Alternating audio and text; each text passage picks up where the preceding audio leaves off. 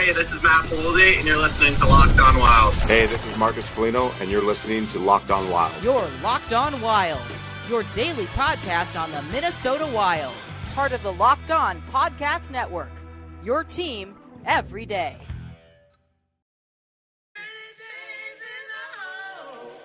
Yes, nice.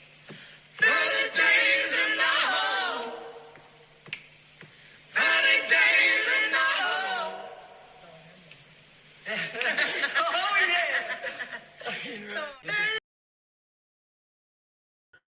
All right, everybody, you know what sound that is. It is time once again to bring you live once again here on the Locked On Wild YouTube channel as Denny gets us caught up after a very successful month of November for the Minnesota Wild, but still some things to work on, some things to tweak.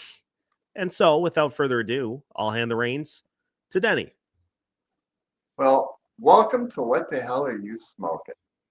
And today's show, I'm reviewing the 3 games, Chicago, Colorado, and Buffalo. And what I've been doing the last 3 games is writing down notes as I see it during the game. Because, I still forget a lot of stuff. It's just the way it is. I'm good for about 5 minutes before I forget what the hell I was thinking about. At any rate, before I start, I'm going to do the power rankings, which this will be the first time this year I've done it. Originally, I had the Wild ranked 26th. And over the last month, I've gone from 26 to 18 to 8, and now I have them at number 4. Now, I don't know what you guys' thoughts are on that, but that's where I have them for this week. And I would have had them number 2, except when we lost to Buffalo. That's unacceptable. And that's why, and the Buffalo game really shows us why we need one more top 6 player. Whether it's a center or a wing, I mean, I'm all over O'Reilly and Tuck. But O'Reilly is now considered the most coveted player in the trade market, according to several sources. And for good reason. His cap hit's only 4.5, as I've talked about. He's still a 50-point player. And he's a playoff specialist. And he's very good in the dot. All those things would really help the Wild a lot. So, moving on. Against the Chicago game, the one thing I noticed about Boldy, when he entered the league, he came on running. He didn't walk. He wasn't crawling. He was running. He scored some big goals right away, got his confidence, and he's been going at it ever since. And the one thing I've noticed, he's really honing his craft now. And what I mean by that, in the Chicago game, when he tracked down Bedard to break up that breakaway, I don't think you would have seen Boldy do that before because he wasn't reading the plays that well. I mean, not bad, but he's really starting to learn to watch the play. And everything he does really well now. I mean, he creates space when there's no space. And that's one of the hardest things to learn as a hockey player. And as Seth was alluding to earlier, he's shooting a lot more. He's shooting a lot harder. And he's just honing his craft. And, we talked about whether Boldy is a superstar now. He's very close, but he's going to be. I mean, we're very fortunate. We could possibly have 2 100-point players on our team. When's the last time that happened? I can't remember. Has there ever been 2 100-point players on our team? I can't think of one. No. Before Kirill Kaprizov, the Minnesota Wild had never had a 100-point player. There you go. And now we're going to have 2 because the way Boldy's going, he's just a steamroller. And with Chicago, you'll notice how Chicago just kept coming after us, round after round after round, reloading and shooting. That's team speed. And that's one thing that the Wild are susceptible to. teams that are faster than us. And look at Buffalo, the same thing. They just kept reloading and coming after us. And I know that was really a weird goal that Zuggs, but those things happen. I've seen a lot of weird goals in my life, and that one's right at the very top. But that really shows you why we need another top 6 player. And I want to talk about Hines a little bit. I see some good things from Hines that I'm impressed with. Yeah, I'm going to talk some good things about Hines today. Might be a first, but I really like that he's now he's double clutching with Kaprizov. He's double shifting him. And he didn't do that so much, but he's starting to do it now, and he should do it more. He's only playing 22, 23 minutes a game, which is a good thing. So you could add a couple more shifts. 25 would be the max, but I think putting him out with other lines, it just gives us such a much better chance of scoring. And the same thing with Boldy. He needs to start double shifting Boldy too, because that would make our team so much stronger. And another thing I saw that Hines has done is he's moved the defenseman back up to the front of the blue line. And I don't know if that was by design or they just changed their tactics. But when the other team is coming in and you're 2 feet behind the blue line, it's so much easier to enter the ice. And of course, we've had a real problem stopping that. Now, of course, we're keeping everything to the outside now, and we're taking away the high danger chances. And maybe it's because they did move up the D a couple feet. I mean, 2 feet is a big difference in NHL hockey. And by moving the defenseman up a couple feet, it's really helped the cause. As you can see, the results of them doing that. And I'm impressed with that because, I got to give credit where credit is due. And Hines is pressing the right buttons. And also, the one thing I don't like, he's given Boyum 18 minutes a game, but I really would like to see him in the overtime shootout more because, as that the way he skates and the way he sees the ice, and with nobody out there, Jesus, he'd be an all-star. They got to give him the chance, though. I mean, when they put him out for 15, 20 seconds and then pull him back in, they got to just let the kid grow and, put him in a position where he can succeed, and that's one of them. The one thing I don't like is what does Tarasenko bring to the club? I just don't see it. I mean, the team was noticeably slower, but Tarasenko was out on the ice. And I don't know what Hines sees in him. Maybe somebody out there in the audience knows, but I just don't know why Hunter Hayde isn't out there. He's got speed. He's got a good shot, and you got to give him a chance. I mean, but that's the only thing I see wrong with Hines right now. I mean, he's pressing the right buttons, and of course, our record shows it. And the reason I had Seth put out my text to you before the Colorado game is because it went exactly how I called it. And the wall of St. Paul was the difference. And he's become such an awesome goalie. I mean, everybody's talking about him now, but you got to remember at the beginning of the year, both I and Seth said they'd be the best goalie tandem in the league. And as far as I'm concerned, they are. Now I saw they have the New York Rangers with Shesterkin as the number one goalie tandem with Quick, but and they said it was really a pick 'em, but who leads the league in shutouts? We do. That should be the deciding factor as far as I'm concerned.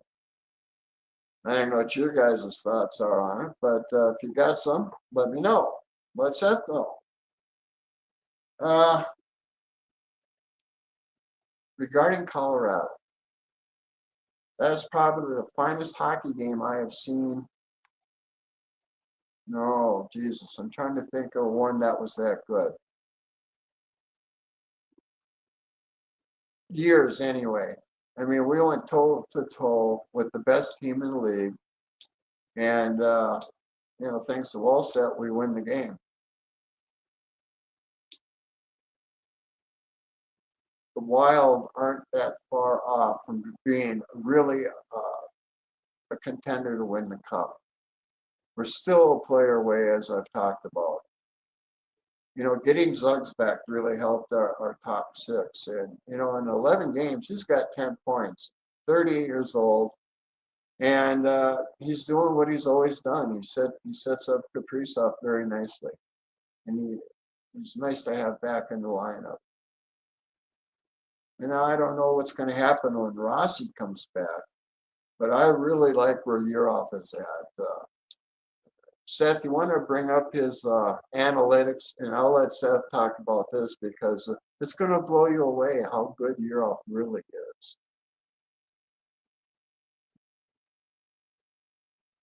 Yeah, as I bring him up here,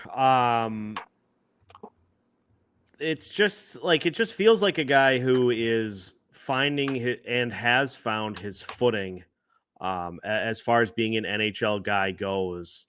Just why is Hockey Reference not coming up? Because that's what I need. The numbers, as far as like points and such, they don't jump off the page. I mean, he's got 7 points now in 21 games.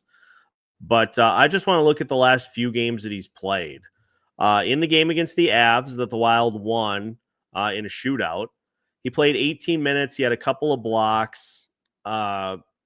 He was playing some great defense against some really tough Avs skaters. And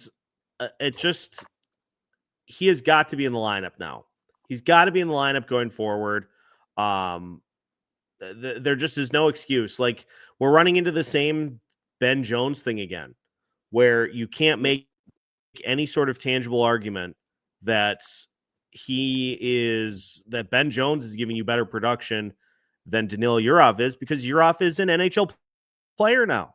He's an NHL player, and he needs to be treated as such once guys come back. I understand if you want to go full-fledged Rossi and Ek as your number 1 and number 2 centers.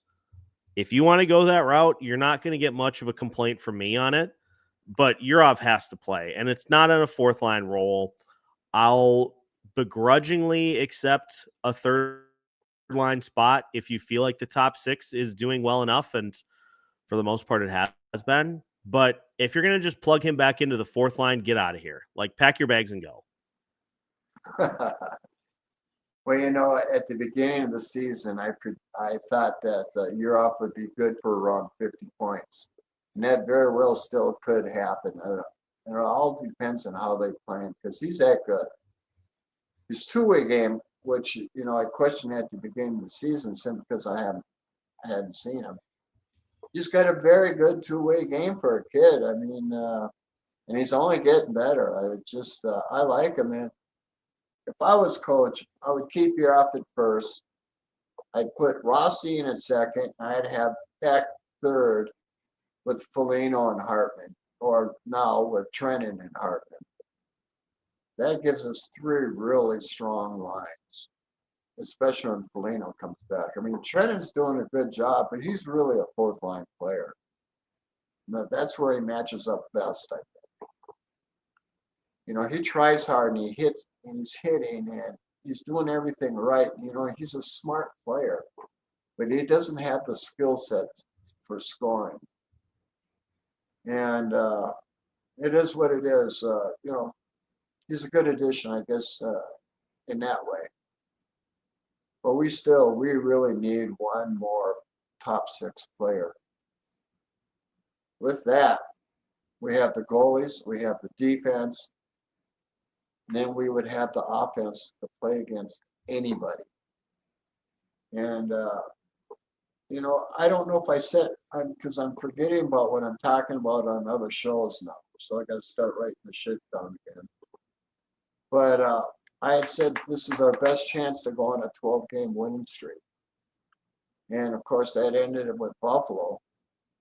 But I can see that the Wild are going to be winning a lot more 3 games, 4 games in a row than ever. I mean, at the beginning of the season, I had them pegged at 112 points, and I think that's going to be real close. What do you think, Seth?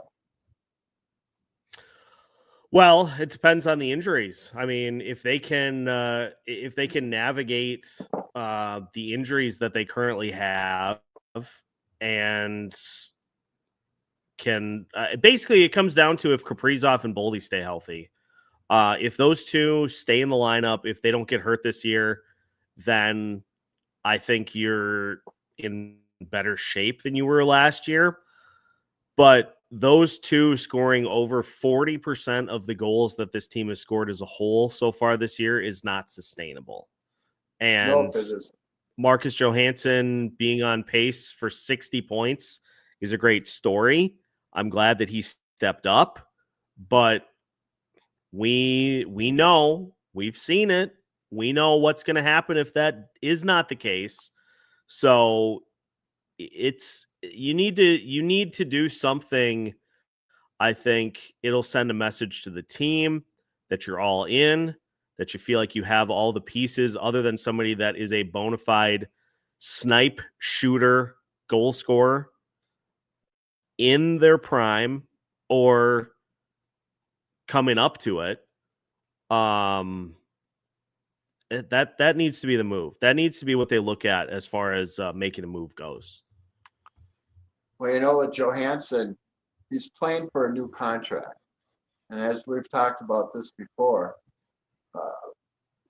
he's under contract and he's good for 11 goals a year. Now, because he wants to extend his career, he's putting out 100% effort every game, which we never saw that in the past couple of years. And that's a good thing. And, I wanted to get into the identity of the Wild. Now, there's been a lot of speculation, a lot of talk about Walsall when he's raising his stick. Well, this is how I look at it. When he did that, he's going, hell yeah, we just won. And let me see, where do I got it here? I got it written. Okay, here we go. He's proud. He's defiant. He's confident. And he is the new face. He is the identity of the Wild. And what better player to have to be the face of the Wild than Wallstead? I mean, I don't know what you guys think. You can leave a comment, tell me what you guys think. But, by raising that stick, that was a hell yeah moment there. And, that came from the heart from him. That was all just, yeah, we did it. And that's what I think about it. Guys got any comments on what you think? Let's hear them. Because he really is the face of our franchise now. And I wrote some pieces in the Colorado. They've got a bunch of podcasts. And I was talking about Colorado and Minnesota before the game, telling them how Walsall would be the difference. And this one guy said, he goes, lots of laughs, get your kicks out now because we're just going to beat you the rest of the year. Well, he was talking plenty smack before the game.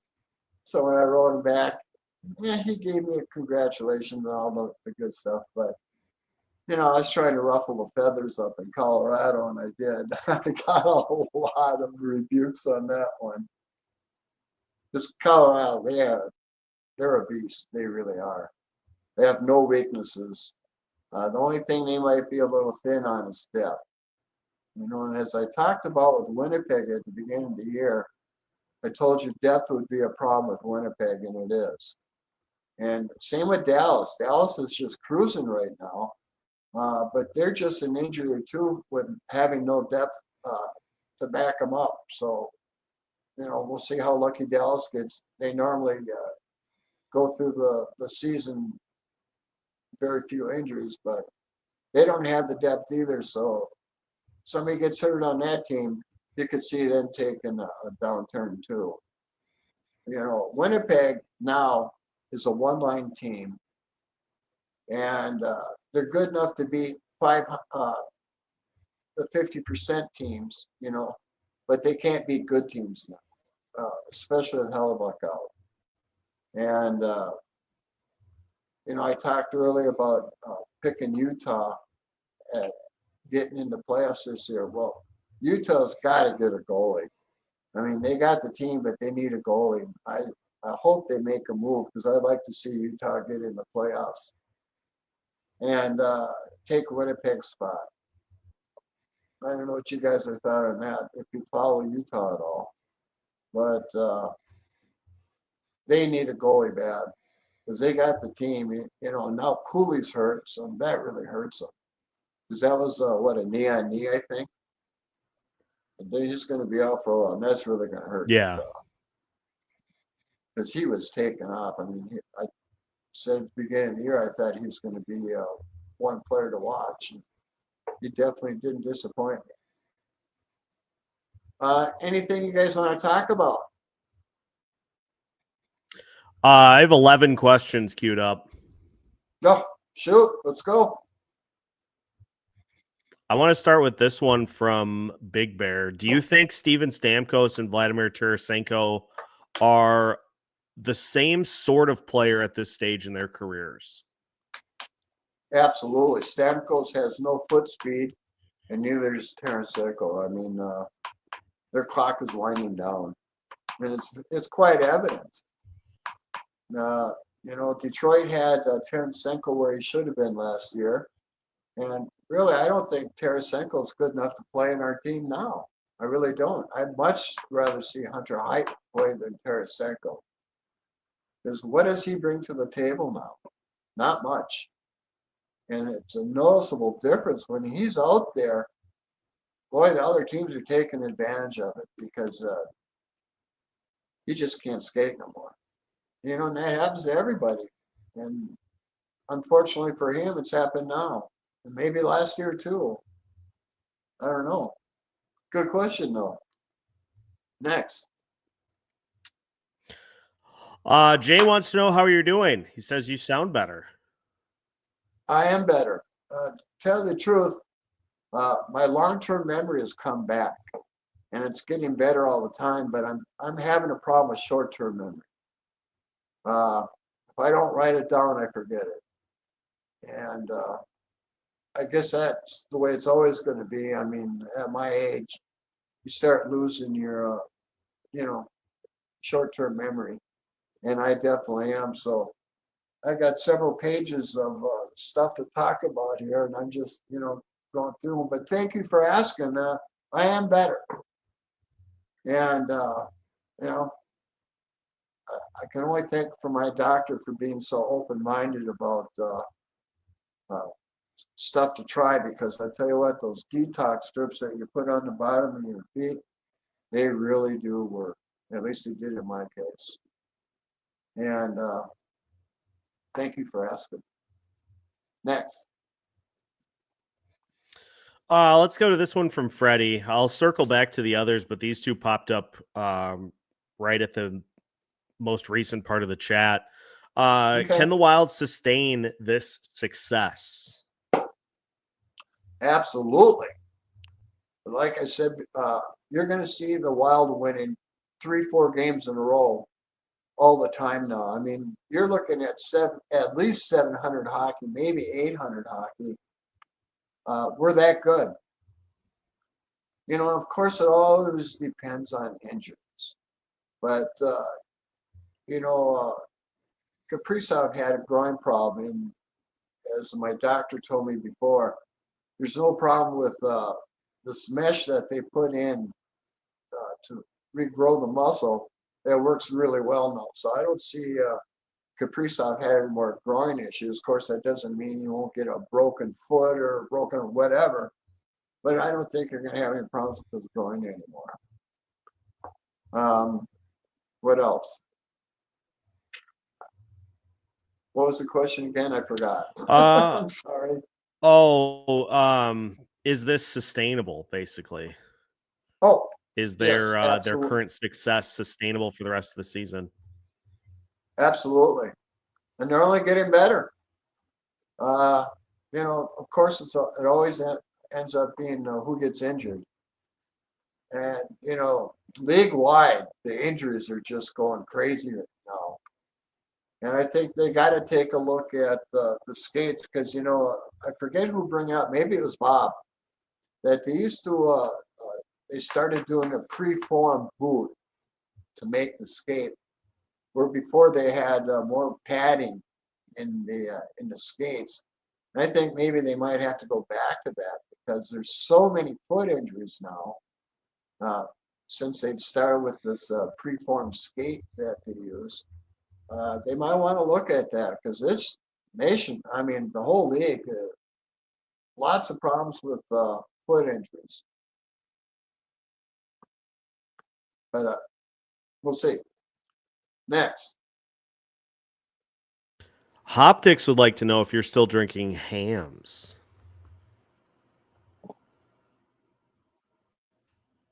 The land of sky blue water, baby. Hey, I tell you what, $16 for a 30 pack, you can't beat it.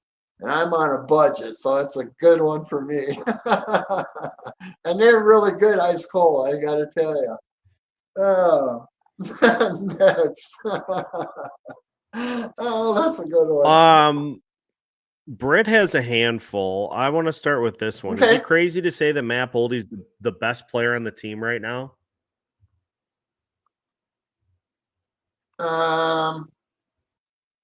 You have a good point there because I'm going to tell you something. Kaprizov hasn't taken off yet. We have not seen the best of Kaprizov. We're starting to, but there are some times when he's not engaged like he used to be, and I think that's changing for whatever reason. Boldy probably is our best player right now, but you're going to see Kaprizov go to another level. I mean, he truly is a top 5 player, even though the points don't show that right now. At the end of the year, he's going to be right up there. And I really think Boldy's going to hit 100 points now. At the beginning of the season, I pegged him from 80 to 100. I think he's going to hit 100, because all it takes is a couple of 2-3 goal games, and it changes the analytics tremendously. And he's quite capable of doing it. That's why I think he'll probably hit 100. That's a good question, though. Right now, I would have Boldy 1, Kaprizov 2. Next. Do you think there will come a time this season where Jesper will become the number 1 goalie and Gus will be the number 2, or will it stay 1A, 1B? In my opinion, Gus, let me just put it this way. Wallstedt is our number 1 goalie. And I'll tell you why. It's not just the shutouts, but it's in the shootouts where you see how he commands. Very few goalies, now I've seen a few in my day that were that good, but in the shootouts, that's where you see his real talent. And he has no weaknesses. He reads the play so well. He's always squared up. He knows where the pucks come from, so he's always in position. And that's why he has the 3 shutouts he does now, because I can see he's going to have several shutouts this year, I think. He's that good. And the one thing I would tell you, you're lucky right now. You can tell your kids and your grandkids that you got to watch Wallstedt start his career. I don't know if I said it on this show, but I did say it on another show. When Wallstedt is done with his career, he's going to go down as one of the best goalies ever in NHL. That's how good he is, I think. And I've seen a lot of good goalies in my day, but Wallstead is right up there. I mean, I told you 2 years ago that Judd Brackett made the best deal he ever did, trading up with Edmonton, 2 spots to take Wallstead. And last year when he had a rough year, everybody was down on him. I said, you don't have to worry about him one bit. And then at the beginning of the year, as Seth and I both said, we have the best goalie tandem in the league, and we really do. And it's going to start showing more and more as the season goes on. But I think Wallstead's already on number simply because of the shootouts. And plus his numbers. Gus Bus is awesome. We have a very good position with our goalie situation because there's a lot of teams hurt. Look at Edmonton. Look at Utah. They need a goalie bad. Skinner is he's not a first line center. And the kids in Utah, they're B goalies. And that's just the way it is. And Dostal, he's really coming on. And everybody's talking about who's the star for Anaheim?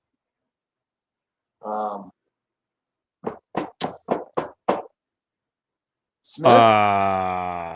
Yeah, Will Smith. Yeah, Will Smith.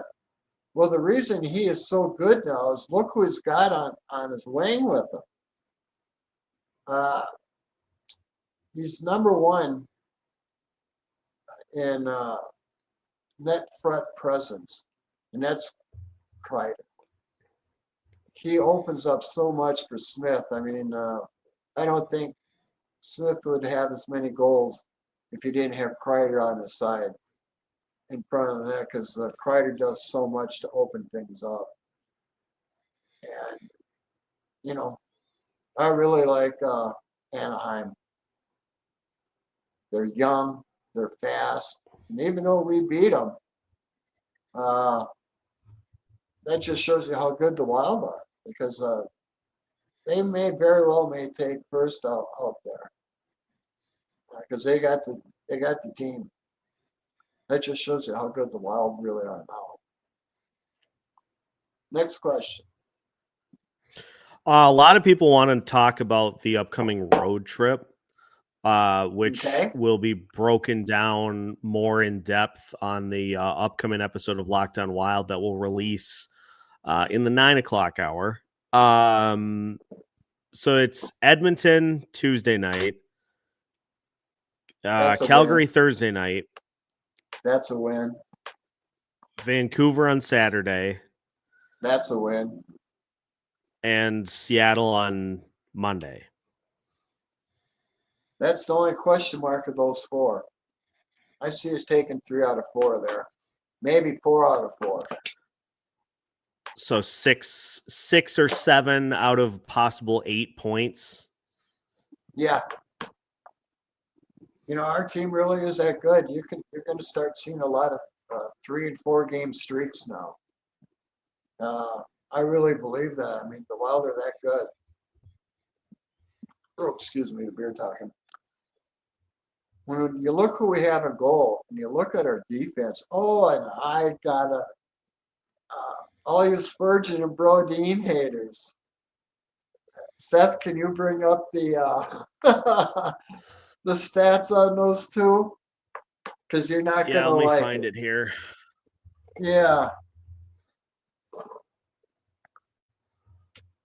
I gotta get back to it. So just finish your point on the road trip while I grab these stats from the last couple of days. I think we take 3 out of 4, if not 4 out of 4. Even though Edmonton has won the last couple games, we match up well to Edmonton.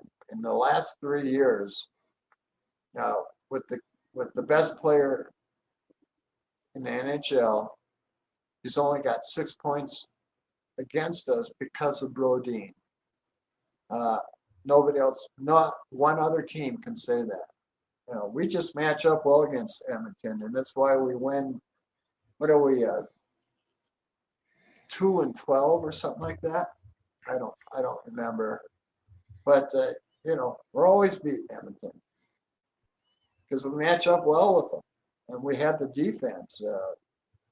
Big hand Brody and Spurgeon for that because they don't get nothing from us. As far as Seattle's playing pretty good hockey.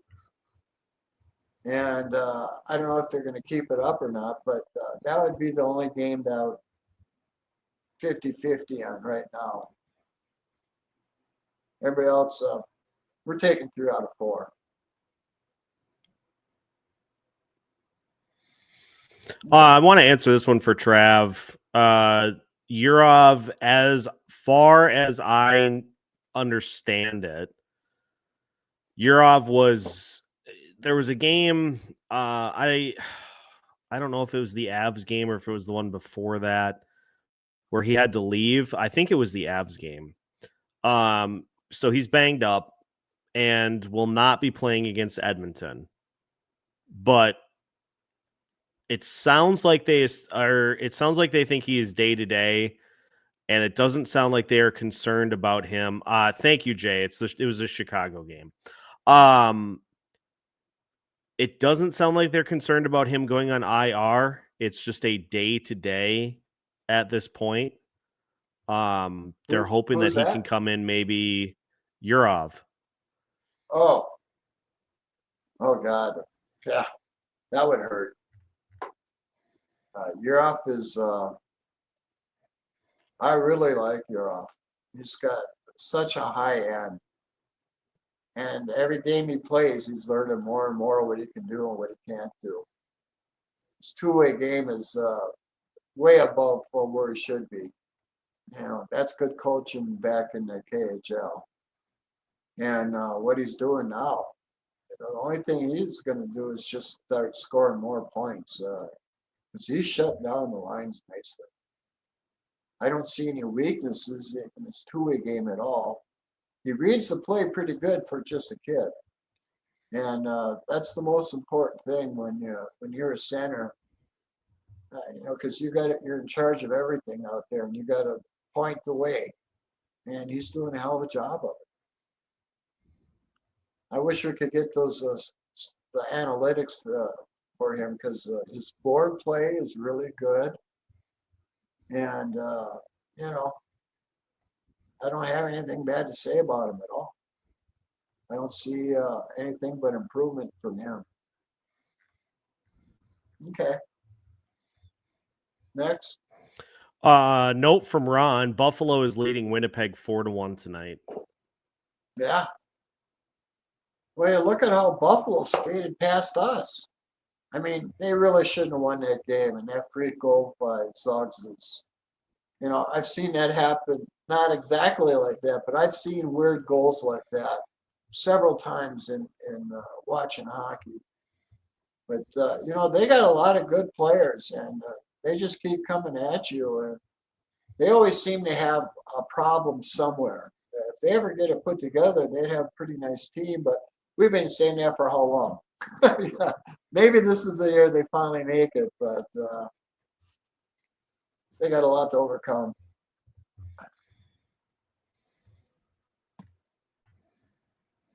Nathan would like to know how much would we give to Nashville for Ryan O'Reilly? We already gave them a second rounder for Ghost Nyquist last year. Yeah. Well, he is the talk of the town as far as the most coveted center right now. And Tennessee said they want a first and a high value player. And a lot of people think that's too much, but when you have 10 teams, or roughly around 10 teams looking for a player like him, I really think it's going to take a third piece to get him. And I would gladly give up a third, fourth, or a fourth or a fifth to make the difference. And I would get a first Jurasic and fourth or fifth round pick. because they're looking to rebuild, and Jurasek would be coming into a very good spot there. Because I like Jurasek, but he's not going to get the chance to play here like he would in Nashville. So it just makes sense. It'd be a win-win for both teams. Because when Jurasek gets a chance to play and just play, he's going to be a hell of a player. He's got the best shot on our team, even though he never really got to use it. I'm sure Nashville will take advantage of that. But that's what I would give up, because if they're asking for a first and a high end player, that fits the bill. And with his cap hit, we can afford it. I talked about this a month ago, and I started out looking at players that would fit with us. Him and Tucker, my top two. Yeah, O'Reilly, we could get right now, and he would certainly fit the bill for us because in the dot he's at 56%. We don't have anybody close to that. Eck is at 52 right now. Everybody else is under 50%. And you know how important it is to have a face-off specialist in the playoffs, in the D zone on whatever, whether it's power play or just a face-off in the D zone. You want somebody that can win the face-off. We don't have that, right? That's one of our weaknesses. And they get O'Reilly, it solves a lot of problems. Next. I'm going to go to this one from Glenn because Alex and I talked about this in the episode that'll be dropping in about a half hour. Connor Garland and or Kiefer Sherwood from Vancouver, two names that have been linked. I want to douse the Garland immediately because he is signed for $6 million a year through 2032. I also heard who's that player I asked you about? I forgot his name again. Kiefer Sherwood, which Sherwood. No, Was that I'm out on that. I'm out on that. Because he's the same sort of player that he's a guy that he's a guy that can give you about, I don't know, 10, 11 goals. Sherwood had 462 hits last year, which is preposterous, but that's about all he brings. Yeah, we have Trennan and Foligno and Hartman to some degree. We don't need more players like that. We need a scorer. Yeah. Period. And that would give us the Yep. top 9 that can match up with anybody. It really would. My pillow's falling down. There we go. Next question. What do you think about Zeev and his progression this season? Oh, I like it. They're giving him 18 minutes a game now. He's continually improving. Oh, excuse me. He's progressing nicely. And, like I said in the show, I just wish they would put him on the shootouts and the overtime, because that's where he's going to excel at most.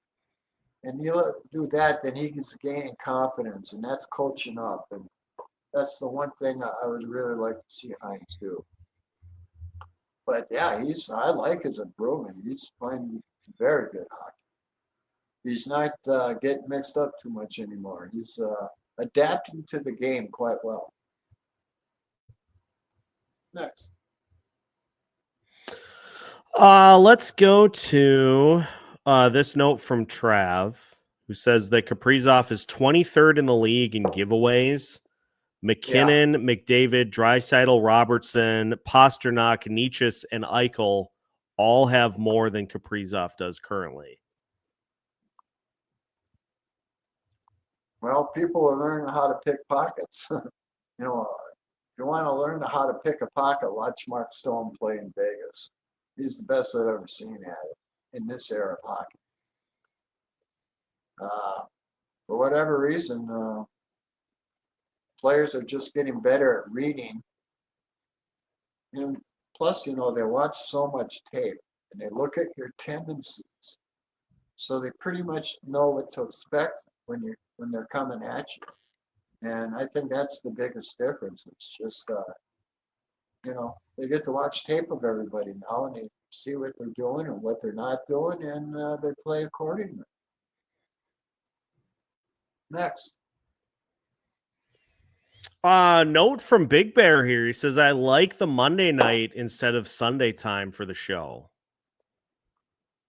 It's funny you say that, Big Bear, because a lot of people are telling me the same thing. They'd rather see me on Monday night because too many things are going on Sunday afternoons. I don't know. Seth Should we do a about poll? Should we do a poll and let people vote? Yeah, absolutely. Okay. I'll put that poll up when the show is done, and then you can just go to the community tab and cast your vote as to which one you prefer. Yeah, because I'm open. It doesn't matter to me. Sunday or Monday is fine. Next question.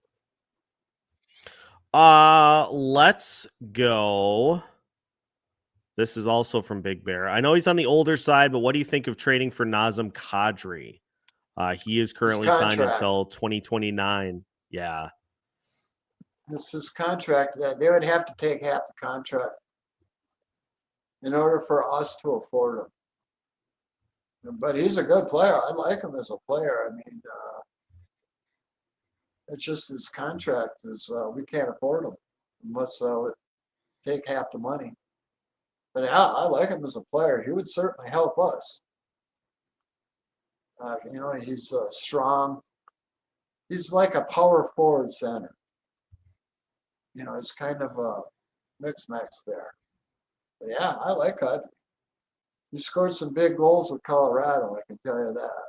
When they won the cup, he was just a beast in that series. Next. How many skaters are we going to get in the Olympics? Well, you can count Faber, number one. Boldy, Faber, and all of the Swedes. Yeah. Yep, Boldy and Faber.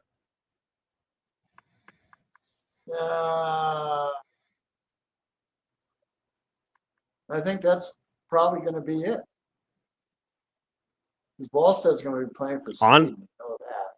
Yeah, honestly, Gus and Jesper will probably be Sweden's goalie tandem. I would think so. And X going to be definitely playing for him. Brodin, Johansson. Yeah. Half the Sweden team might be Wild players. Who knows? But definitely Wallsted and Gus Bus. So I know. What does everybody think of the Wall of St. Paul? I think it's just absolutely brilliant. What does everybody think?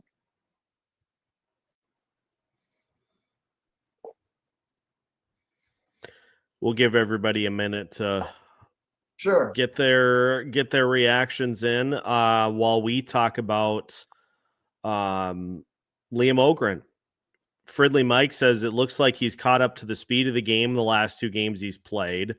So then wouldn't a question of bringing in a top six player be kind of a bring in a top six or let Yurov and Ogren continue to develop? Well, here's my view on Ogren. He's really holding the stick tight. Once he scores a goal, then I think you're going to see him take off. He just, he's got to get a point. He's got to score a goal. And then you're going to see the confidence come because, he's got all the tools. And I'm not so high on how Hines plays them, but, it is what it is. They just give him a chance and let him play and say, don't worry about going to Iowa. I think he'll relax a little bit. and you know, start making some production for the team. He's got all the tools. He's got a hell of a shot. Skates well. He keeps the puck, and that's one thing I really like about. You can't take the puck from him real easy. You know, he's strong on his hands. You just got let him play, hit a goal, and then you see. Then you're gonna. I think you're gonna see him take off. There. Next question. Brian says, if you could pick one forward or center to make the Wild a contender, who would it be? Oh, it's O'Reilly. Come on. I've been talking about him for a month. We can afford him. He's still a 50-point player. In the dot, he'd be our best player at 56% by a long margin. He just fills a need that we really need. You know, playoffs come, face-offs are huge. Every one of them are. And like I said, right now, Eka's our best face-off man at 52%. Everybody else is under. So he cures a lot of our ills. That would really make us, you know, I would put money on Minnesota then if we got O'Reilly. Oh, that or Tuck. Excuse me. You know, I have been talking about Tuck for 2 years now. As you know, when I did my trade deal last year, Tuck and Tage Thompson was my top one. For all you who didn't watch me back then.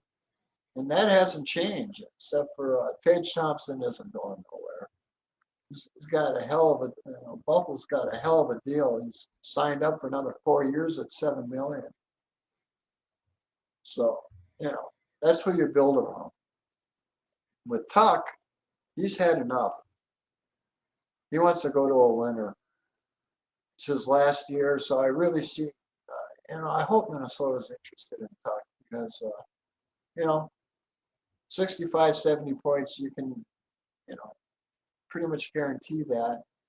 He's a 50-point player, as I call him. And if I can load up the team with 50-point players, we got a hell of a team. And he would just, you know, look at all the trouble he gave Boldy. I mean, they were going at it all game. I really like Tuck. He's what I call a blue-collar worker. He brings his lunch pail and he puts in 100% every game. And, players like him are few and far between because, you know, a lot of players take a game or two off, understandably because they're hurt and beat up and all the good stuff, but he always puts out 100%. That's why I like him so much. Next. Hoptics would like to hear one of your most memorable moments of. Did you play hockey when you were younger? Yeah, sure did. So if you've got any memorable moments of playing youth hockey in Minnesota, Hoptics wants to know. I almost got my back broke in high school hockey.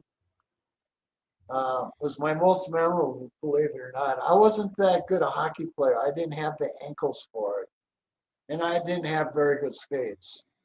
And but I was playing defense, and this was just a pickup game. Guy came up and he put me over the boards, like, you know, back over, and I thought he was going to break my back. So you know what I did? I beat him up after the game. True story. I was probably, I don't know, 10, 11 years old, and he was the kid down the street from me. His name was Mark Smith, and he was a lot taller than me, and I just let him have it. I wasn't going for it. And as far as for NHL games, I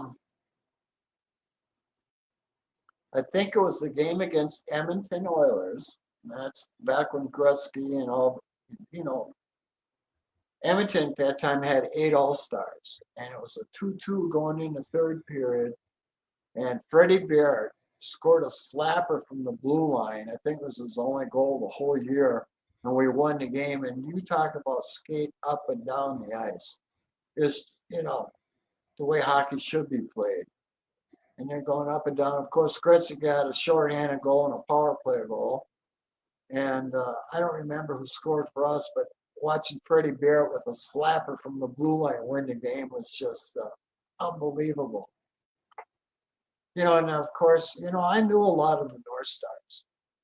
And they helped me a lot after they retired when I was doing my fundraisers for the CAP agency for Scott and Dakota County, for food shelves, and then for women with kids sleeping on church floors, which I really worked hard on. And they were, I had Brad Maxwell, who was an all-star. He was a good friend. And Tommy Younghands, who I'm working on getting Tommy on. He's not so keen about coming on air because, he's old. And, I said, your last chance, your last hurrah of being on air. So we'll see. I'm working on it. And then Tommy McCarthy, who was one of the best defensemen we ever had as a North Star. That kid could skate and he could shoot. I mean, he was just a hell of a player for us. He used to get his hair cut in the salon I worked at. He would smoke 3-4 cigarettes during a haircut. I mean, he was a 2-pack-a-day smoker, which was real common back. I mean, that's just how it was. I think Jack Carlson alluded to the fact that they used the dumbbells for ashtrays back then. And that's really how it was. Let me think of another awesome. Neil Broughton. The year he scored 105 points, and it was against Chicago. He just took over the game, and he went down. He scored the winning goal, and oh Jesus, the roof erupted. It was just because Chicago was the most hated team back then. The rivalry was just awesome, and I used to sell C-Court Sucks buttons to pay for my ticket to get in. As a young kid, I was always hustling. And it worked out quite well, actually. And that was just, it elevated, the whole arena just went crazy. And then you look at the Wild and how electric it gets there. Really, the Wild gets pretty electric there, but the North Stars back then were just crazy, especially against Chicago. It was just, they hated each other. And another game would be Boston. Before the playoffs, they had beaten us up. And Glenn Sommer told the team, we've taken enough, go fight. So Bobby Smith, at the drop of the puck, who never fights, dropped his gloves 7 seconds in. And the first period, which is 20 minutes, took an hour and 21 minutes. That's how many fights there were. It's still a record today, I believe. It was 407, 421, something like that. I forget now. But that was another game that was just the announcers couldn't believe what they're seeing. They didn't know what to say. It's almost like a slap shot type event then. If you guys ever, you can watch the game on YouTube. They still have it on there. And if you can watch them, the announcers, they just didn't have any idea what to say. Here's another fight. Oh, there's another fight. It's just like watching Slapshot, really. It was that good. Thanks for the question, man. That brings back some memories. Next question. We hit the hour mark, and I'm about to fight with somebody in the comments, so maybe that's a good spot to end it. Okay. Well, everybody, we'll figure out Sunday or Monday after the poll. And Yeah. Seth will let you know. And of course, as always, thank you for taking the time to listen to me rant and rave. Wasn't for you fans, I tell you, I love you all. I get more comments about my health and stuff. Nobody gets comments like I do. And I really do appreciate it. And one thing I want to say, 2.0 is coming up shortly. Finally, we got the program. I have to go buy a new computer. The one that I had picked out, it's got too many things wrong with it. So I'm gonna go to the pawn shop down in Burnsville and get a new laptop. And shortly, you're going to see 2.0. It's coming together quite nicely. And with that, thank you, everybody, and we'll see you next week.